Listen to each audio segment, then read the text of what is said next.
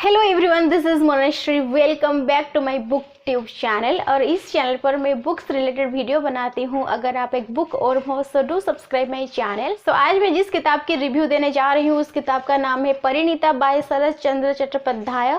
और ये किताब की ओरिजिनल लैंग्वेज बंगाली लैंग्वेज है और ये एक बंगाली नॉवेल है। पर मेरे हाथ में जो किताब है ये ओरिजिनल किताब नहीं है और ये किताब की हिंदी अनुवाद किताब है।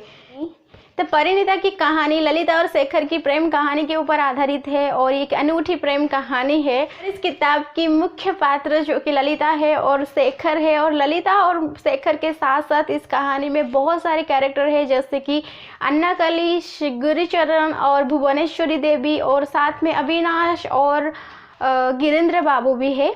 दहेज प्रथा की वजह से कैसे एक पिता ने अपनी पुत्री की विवाह के लिए अपनी सारी संपत्ति बेच दिए है। तो इस कहानी की शुरुआत में गुरुचरण बाबू की कन्या हुई है और कन्या होने की वजह से उनको बहुत दुख हुआ है। और ललिता एक अनाथ लड़की है जो कि गुरुचरण बाबू के घर में रह रही है और गुरुचरण बाबू ललिता की मामा है। और ललिता की शादी भी दहेज की वजह से नहीं हो पा रही है और गुरुचरण बाबू ललिता की शादी के लिए बहुत चिंतित है। और इस कहानी में एक और परिवार को दिखा रहा है जो कि शेखर की परिवार है। और शेखर की परिवार वाले ललिता को बहुत पसंद करते हैं और खासकर शेखर की माँ जो कि भुवनेश्वरी देवी है वो ललिता से बहुत अटैच है और वो ललिता को अपनी बेटी की तरह पालती है और ललिता भी उसे माँ कहकर पुकारती है।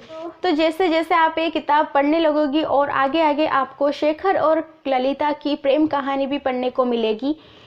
और इस किताब की कवर पेज मुझे बहुत पसंद आई है और इस किताब की परिणीता नेम भी बहुत अच्छी है। तो जैसे जैसे आप एक कहानी आगे पढ़ोगी तो शेखर और ललिता की कहानी में एक और कैरेक्टर के आगमन होगा जिसका नाम गिरीन्द्र बाबू है। और गुरुचरण बाबू की मृत्यु हुई है और उनकी लाइफ में बहुत सारी प्रॉब्लम आते हैं और जिसके वजह से गुरुचरण बाबू अपनी जाति बदलने के लिए सोच रहे हैं और फाइनली वो अपनी जाति और धर्म बदल देते हैं। गुरुचरण बाबू की मृत्यु हो जाती है और उन्होंने ललिता को गिरीन्द्र बाबू को सौंप कर चले जाते हैं। और गुरुचरण बाबू ने बहुत सारे लोगों से अपनी पुत्री की शादी के लिए पैसे उधार लिए थे और इसी वजह से दूसरों से उन्हें बहुत सारी बातें सुननी पड़ती थी और गिरीन्द्र बाबू ने उन्हें मदद की।